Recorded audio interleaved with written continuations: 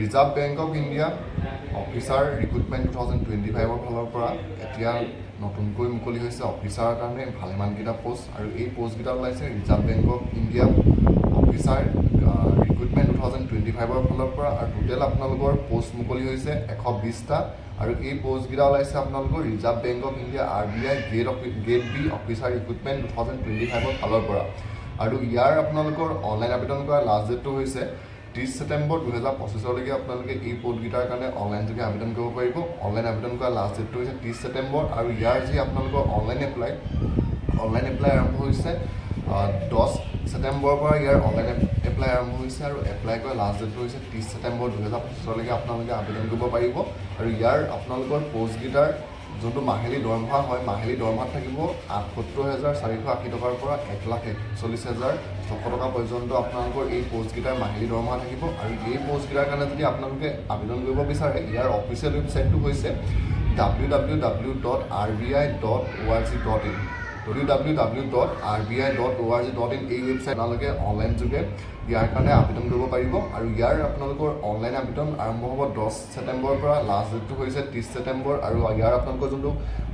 first ষ্টেজৰ যোনটো exam হয় সেই এক্সামটো হ'ব 18 অক্টোবৰত আৰু ছেকেণ্ড ষ্টেজৰ এক্সামটো হ'ব 6 ডিচেম্বৰত তাৰপিছত আপোনালোকৰ যোনটো DPR বা DSIM বুলি কয় সেই তাৰ পৰীক্ষাটো হ'ব 19 অক্টোবৰ 2025 আৰু যোনটো আপোনালোকৰ লাষ্ট এক্সাম হয় সেই এক্সামটো হ'ব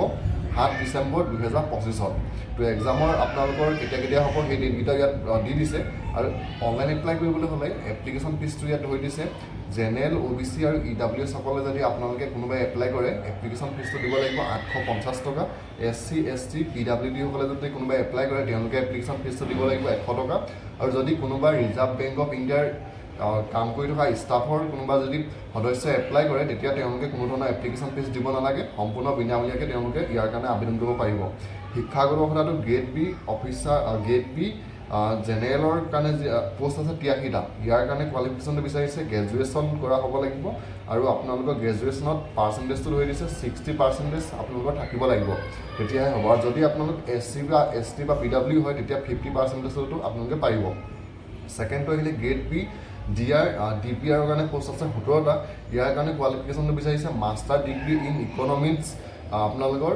কৰা হ'ব লাগিব পাৰ্চেণ্টেজটো ধৰি দিছে 55% আপোনালোকৰ জেনেৰেল আৰু OBC সকলৰ হ'ব লাগিব যদি SC ST বা PWD সকলে এপ্লাই কৰে তেতিয়া তেওঁলোকৰ 50%টো হ'ব 3 নম্বৰটো আহিলে জেনেৰেল গ্ৰেড বি DSIM তো ইয়াৰ কাৰণে পোষ্ট আছে 30টা ইয়াৰ কাৰণে কোৱালিফিকেশ্যনটো বিচাৰিছে মাষ্টাৰ ডিগ্ৰী ইন মেথমেটিক্স আপোনালোকৰ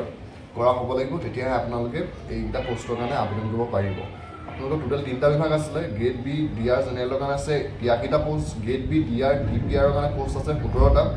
গ্ৰেড বি DR DSIMৰ কাৰণে পোষ্ট আছে 20টা আৰু ইয়াৰে আপোনালোকৰ যোনটো এজ লিমিট হয় এজ লিমিটটো ধৰি দিছে 21 বছৰৰ পৰা আপোনালোকে ইয়াৰ কাৰণে 30 বছৰ বয়সলৈকে আবেদন কৰিব পাৰিব তাৰপিছত যদিহে SC বা ST হয় ধৰি দিয়া বয়সতকৈ 5 বছৰ বেছি হ'লেও আবেদন কৰিব পাৰিব আৰু যদি আপোনালোক OBC বা MOBC হয় তেতিয়া আপোনালোকে ধৰি দিয়া বয়সতকৈ 3 বছৰ বেছি হ'লেও পাৰিব আৰু যদি PWD কোনোবা কেণ্ডিডেট থাকে তেতিয়া তেওঁলোকে 10 বছৰ বেছি হ'লেও আবেদন কৰিব পাৰিব চিলেকশ্যন প্ৰচেছটো আপোনালোকৰ ইয়াত কেনেকৈ হ'ব সেইটো দি দিছে প্ৰথম আপোনালোকৰ যোনটো কম্পিউটাৰ বেছ CBT এক্সাম হয় আপোনালোকৰ CBT এক্সাম হ'ব যিহেতু এইকেইটা অফিচাৰ পোষ্ট আপোনালোকৰ 4টা পৰীক্ষা হ'ব টোটেল ইয়াৰে প্ৰথম অনলাইন এক্সামিনেশ্যন হ'ব CBT তাৰপিছতো আপোনালোকৰ এক্সাম হ'ব তাৰপৰা লাষ্টত হ'ব ইণ্টাৰভিউ পিছতে আপোনালোকৰ চিলেকশ্যন হ'ব আৰু যদি আপোনালোকে ভাবি আছে Reserve Bank of India grade B officer recruitment 2025 ফালৰ পৰা ওলোৱা এইকেইটা যোনকেইটা পোষ্ট ওলাইছে আপোনালোকৰ টোটেল ভেকেঞ্চি আছিলে 120টা এইকেইটাৰ কাৰণে যদি আপোনালোকে আবেদন কৰিম বুলি ভাবিছে তেতিয়া আপোনালোকে ইয়াৰ কাৰণে 30 ছেপ্টেম্বৰ 2025 অনলাইন যোগে আবেদন কৰিব পাৰিব